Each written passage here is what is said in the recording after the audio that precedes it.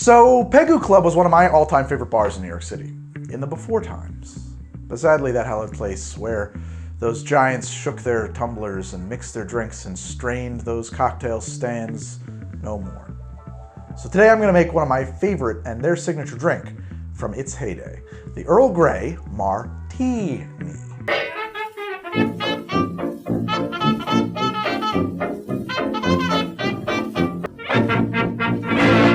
So in 2005, Audrey Saunders opened up Pegu Club. It was one of the real nexus spots of the then kind of burgeoning New York cocktail renaissance thing. Audrey had previously worked under Dale DeGroff at the Rainbow Room, and Dale is credited with inventing the Cosmopolitan, amongst others. And I'm only mentioning Dale because she worked under Dale, and you know, I don't want to give Dale credit for Audrey's work, but I do think it's worth noting that that's where she learned to bartend, right? I think so. I think that's true. I might be mistaken on that. Audrey's Pegu Club was a wonderfully comfortable place where literally, I mean, like, you could just wander in for some of the best cocktails in the universe and lose yourself for a while. And I gotta say, that's a big deal in the city. To run a bar in New York City on New York City real estate that can have enough square footage to just kind of like have walk-in space, and there frequently was, and also adhere to that absolute apex of quality. And I really do mean apex of quality. That is a tough trick to pull off. It's also probably worth noting that Audrey's bar, the Pegu Club, was a real spot where a lot of people kind of cut their teeth and from there went on to open their own very notable bars. One of whom you may have heard of, Jim Meehan, who opened PDT, one of my favorite bars in the city. At Pegu, there were a few signature drinks on the menu, but the one that I really loved and want to make today is Audrey's Earl Grey MarTEAni. It is spelt that way, with the T-E-A capitalized, so you know what is up. So funny thing, I had read about this cocktail long before I ever had it, tried to reproduce the cocktail myself at home, and I hated it. A couple years later, I was at Pegu Club, and I wasn't really sure what to order, and kind of on a lark, I ordered the MarTEAni, the Earl Grey, not really expecting much, and I was blown away. I don't remember what I had done wrong previously, but obviously I had done it very, very wrong. The first step to making this is to actually do an Earl Grey tea infusion into some gin. At Pegu Club, I'm told they use Tanqueray. I'm actually using Ford's today, which I think is a pretty suitable substitute. I just didn't have a bottle of Tanqueray around. So you're gonna get yourself some loose leaf Earl Grey tea. I use Twinings, it'll be fine. And it's about 4 tablespoons per 750 milliliter bottle of gin. I have 500 milliliters here of infused gin. I put 2 tablespoons of tea in it. I know that's not by weight, but that's the measurements I have. Put it right into the bottle, cap it, shake it, let it sit for about 2 hours. Then pour that whole thing through into a secondary container through a sieve, a fine mesh strainer, or if you have it, you know, some cheesecloth or a nut milk bag, whatever. Strain out the tea, maybe strain it again. I poured this back through a coffee filter because I really didn't want to leave any particles in there. I think that could be a problem for the drink over the long haul. Wash out your original bottle and then pour the now infused tea back into it. In my case, I'm using a secondary bottle to begin with. This will keep indefinitely, so if you happen to have other uses for ginny tea, Bob's your uncle. It seems like an appropriate turn of phrase there.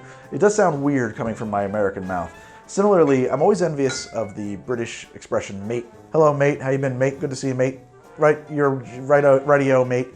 When you adopt that as an American, you sound like a douchebag. But with an accent, you know, just it really works. It's nice. It's nice. It's a good phrase. I don't have that. You know, if you go around calling people friendo in America, they think that it's real aggressive. It doesn't go over well. Hey, friendo! You know, it doesn't work out so good. This drink is typically served with a sugared rim. So grab your coupe that you're going to serve it in. In this case, I'm going to use one of these Riedel Nick and Nora glasses. And I'm going to slice a lemon in half because we will also need some lemon juice anyway. And now take the wet of that lemon, the wet of the lemon, and I'm going to paint the outside of the glass with lemon juice just by turning the glass across its flesh, maybe giving it a slight squeeze as I go. And I've got some sugar here, and I'm just going to dip this, trying to keep the sugar to the outside of the glass. Don't want to let any into the inside. The way I do that too, by the way, is I just kind of like roll it this way, right up to the lip. I don't just dunk it in. that tends to put a lot inside the glass, right? And if you roll it, you'll rub it off just as much as you put it on. And there we have a, not a bad rim there. So from here, this drink is actually pretty simple. It's shaken, so get a shaker. In America, I'm going to use 1 ounce, but anywhere else on Earth, you'll use 30 milliliters of simple syrup.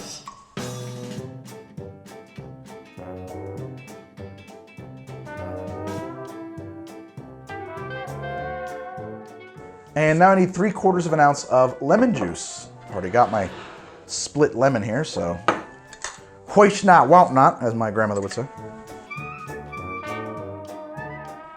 And now I need 1.5 ounces, that's 45 milliliters, for those of you in the scientific portions of the world, of the infused gin. Well, looks like black tea, doesn't it?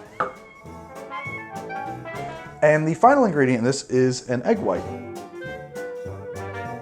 Perfect job on that egg white. Get rid of the yolk. Unfortunately, I don't need to do anything with it today. I'm gonna dry shake this to help it aerate and get that egg nice and fluffy.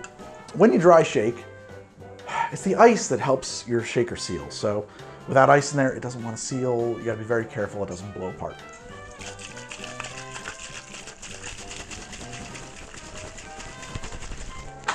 Crack open your shaker, throw some ice in there. As per Dave Arnold's instructions, I always crack one of my cubes if I have the option to do so. That was downright surgical ice cracking. I'm very proud of that.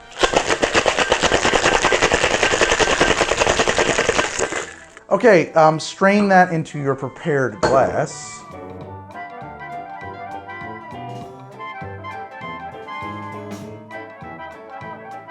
We're gonna garnish that with a twist of lemon peel. And there it is, a Pegu Club Earl Grey MarTEAni. One of the things I love about this drink is the way it looks. It has such a really excellent ombre of color that runs from the bottom to the top, where that brown of the tea is taking over at the bottom, and then the egg white foam at the top is very light. It's very pretty. It's a very attractive drink. There's a delicious egg white foam over the top here that's just like begging me in. Oh my God. Ooh. Oh, that is a treat. Oh my God. Obviously your tea is probably gonna have a profound effect on this drink, on the outcome. This really, particularly this glass, tastes very strongly of black tea. Not in an overpowering way, certainly not in a way that's unpleasant, but like, you don't miss it. It's there. You get those tea notes and it's delicious. It is so good. You get lemon sweetness with this wonderfully silky texture that comes in sharp and sweet like your standard sour, like a lemon sour with the gin, a bit like a white lady, but very quickly, I mean, like 1, 2, 3, 4, 5, 6. That's how quickly the lemon turns down, you know, and 1, 2, 3, 4, 5, 6, 7, 8. That's how quickly I am experiencing the tea turning the volume up in your mouth, and you get the tannins and smoke, toast, because tea leaves, black tea is toasted. That toasty, tea flavor. Does it need to be Earl Grey? Now when I say Earl Grey, you say yes please, Earl Grey, yes please, Earl Grey, yes please. An interesting thought about that. I bet that some Earl Greys cut through more strongly. Earl Grey, what makes it different than regular, black tea is the inclusion of bergamot oil, which comes from the peels of these very bitter oranges called bergamots. Because we've got so much citrus in this already, the lemon juice, I think that is kind of occupying my ability to taste. So it's sort of drowning out that citrus note, that bergamot note.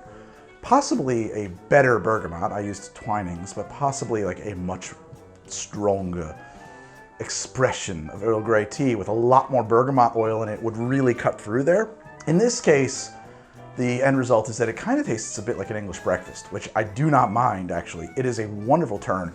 As far as a cocktail goes, it's an incredibly delightful surprise because there's not another cocktail I know of that suddenly takes a turn for a tea.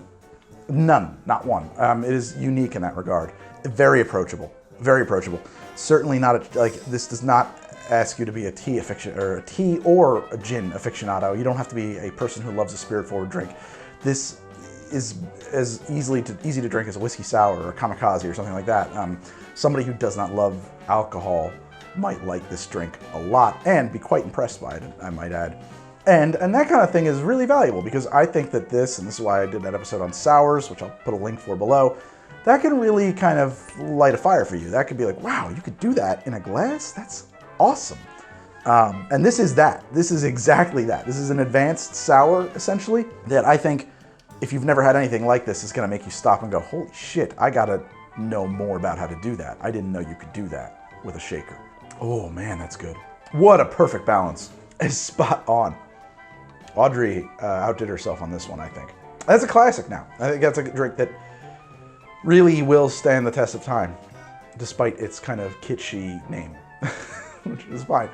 I shy away from infusions a lot in the bar here. I don't typically do infusions on how to drink because they're kind of hard to control. There's a lot of variabilities in there, and like honestly, now I've got this, which is fine because I enjoy this drink a lot. I'll probably make more of these. But the truth is that for the most part, I'd rather keep my spirits kind of unadulterated. But in this case, I think it's well worth it. I think the infused Earl Grey gin, man, you can't go wrong.